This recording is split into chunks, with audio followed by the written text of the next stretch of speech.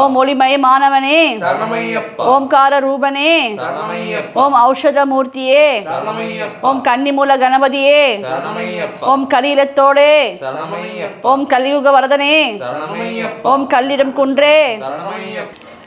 வணக்கம் மக்களே, நம்ம வீட்டில் கன்னி பூஜை பண்ணி இன்றைக்கி 3ஆம் நாளுங்க. இன்றைக்கி புனர் பூஜை பண்ண போகிறோம். சுவாமிக்கு பிரசாதமாக கேசரி பண்ணியிருக்கேன். சுவாமிகளே இது பண்ணிட்டு இருந்தாங்களா, நான் பிரசாதம் பண்ணுறது பிஸியாக இருந்தேன்.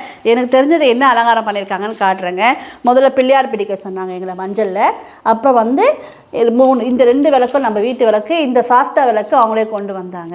அப்புறம் பார்த்திங்கன்னா பசங்களை உதிரிப்பூவில் முதல்ல பிள்ளையாருக்கு அர்ச்சனை பண்ண சொன்னாங்க, அவங்க பஜனை பண்ண. அப்புறம் அந்த சுவாமிக்கு அர்ச்சனை பண்ண சொன்னாங்க. அப்புறம் இங்கே இவர் தான் ஐயப்ப சுவாமின்னு நினைக்கிறேன், இவருக்கு அர்ச்சனை பண்ண சொன்னாங்க. இந்த 18 படி அவங்களே கொண்டு வந்தாங்கங்க.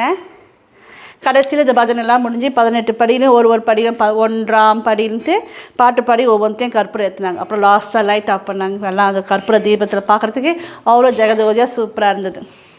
இந்த 4 படம் அவங்களே கொண்டு வந்தாங்கங்க. அந்த படம் சரி 5ஆக இருக்கட்டும்ன்ட்டு அந்த படம் நாங்கள் வீட்டிலேருந்து வச்சோம். துளசி பிரியனேன்னு சொல்லுவாங்க. துளசி மாலை கண்டிப்பாக வாங்கிட்டு வந்திருந்தோம், அவங்க போட்டாங்க. இதுதான் சாமி கும்பிட்டோங்க. அப்புறம் உள்ள சுவாமிக்கு இன்றைக்கி பருப்பு நெய் வச்சு சாமி கும்பிட்டாச்சு. மார்கழி பூஜையும் கூடவே போயின்ட்டுருக்குங்க.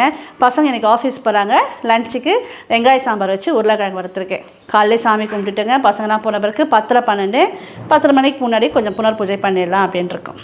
தேங்க்ஸ் ஃபார் வாட்சிங். பாய்.